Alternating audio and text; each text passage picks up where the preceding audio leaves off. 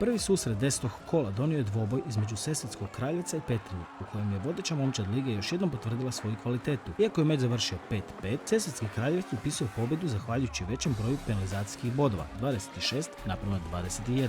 Pobjede za Sesvetski Kraljevac ostvarili su Tota, Osmanović, Anušić, Rebić i Ivić, dok su za Petrinju slavili Matković, Vidović, Glavaš, Šimatić i Rajković. U drugom susretu 10. kola sastali su se Sesvete i Hrvatski Dragovoljac, a domaća je ekipa upisala pobjedu rezultatom 6-4 uz nekoliko vrlo atraktivnih borbi i hrabrih nastupa s obje strane. Pobjede za Sesvete ostvarili su Kojić, Huklek, Čurić, Đok, Miličević i Bošković, dok su za Hrvatski Dragovoljac slavili Čanić, Matinović, Grlić i Šušak. U posljednjem susretu 10.